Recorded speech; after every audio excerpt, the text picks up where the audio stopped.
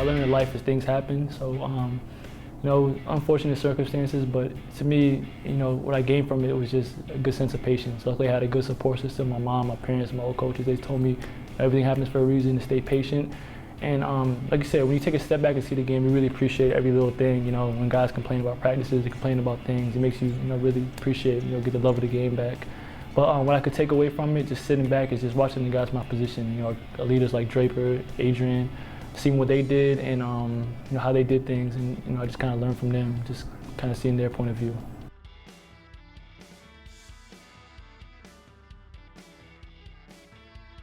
Oh yeah, it was quite a story, man. It's just that we got a good trainer in Ben, but I seen it all kind of, after I had surgery, they put me on a little knee scooter, had to scoot around campus a lot, funny things, but just a lot of strength training. Once I could walk again, be able to move again, we did a lot of stuff to get, strength back in my foot, get the swelling out, and just, different type workouts to kind of simulate, getting back, like a lot of pool workouts.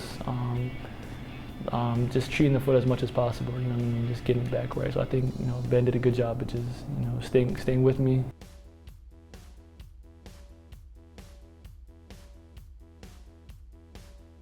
My parents, my mother and father, are both from Somalia, and both of them have crazy stories. Both of them, upbringing was pretty tough too. They grew up, my mom without a mother, my dad without mother and father, so they both, had to grow up pretty fast, and the lessons and morals they learned when they were a kid, they kind of instilled in me. Patience, hard working, strive to be the best you can be, and they just helped me throughout the whole process.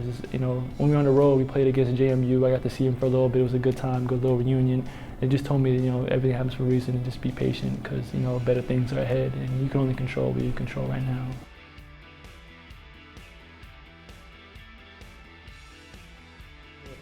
First and foremost, Ramadan is kind of like a spiritual journey type month. It's a month of, you have a big feast in the sunrise, you eat something then, and you can't eat until sunset.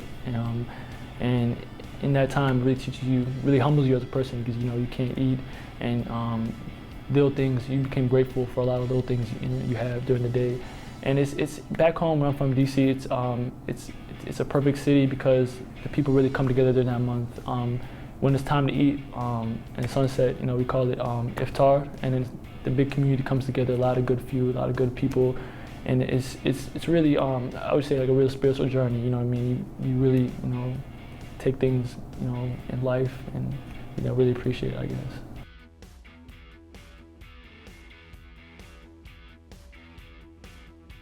It's interesting because last year was my first year away from home. I was here for summer being. That was during the month of Ramadan as well.